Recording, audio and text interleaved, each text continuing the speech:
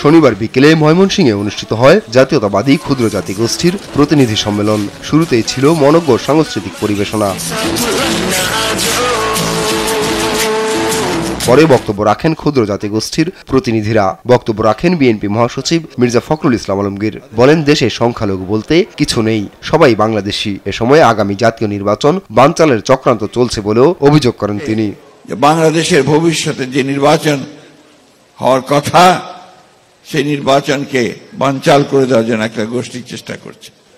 আজকে দুঃখের সঙ্গে বলতে হয় যে একটি উগ্রবাদ, তারা বিভিন্ন রকম উগ্রবাদের কথা বলে মানুষকে বিভক্ত করতে চায়, বিভাজন সৃষ্টি করতে চায়। অনুষ্ঠানে ভার্চুয়ালি যুক্ত হন দলের ভারপ্রাপ্ত চেয়ারম্যান তারেক রহমান। বলেন, বিএনপি দেশ পরিচালনার সুযোগ পেলে পাহাড় ও সমতলে কোনো বৈষম্য থাকবে না, সবার মধ্যে ঐক্য ধরে রাখাই দলের মূল লক্ষ্য।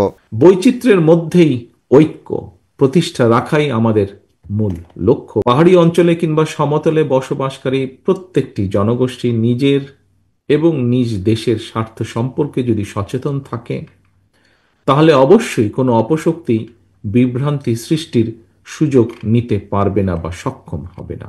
নিরাপদ বাংলাদেশ প্রতিষ্ঠায় আগামী নির্বাচনে সবার সমর্থন চান তারেক রহমান। সবার জন্য একটি নিরাপদ বাংলাদেশ প্রতিষ্ঠার জন্য আসন্ন জাতীয় নির্বাচনে বাংলাদেশ জাতীয়তাবাদী দল বিএনপি আপনাদের সক্রিয় সমর্থন এবং সহযোগিতা চায়। সব জাতিগোষ্ঠী মিলে অন্তর্ভুক্তিমূলক দেশ গড়তে বিএনপি বদ্ধপরিকর বলেও জানান ভারপ্রাপ্ত চেয়ারম্যান। আসসালামু আলাইকুম। আপন অপু, দেশ টিভি, ঢাকা।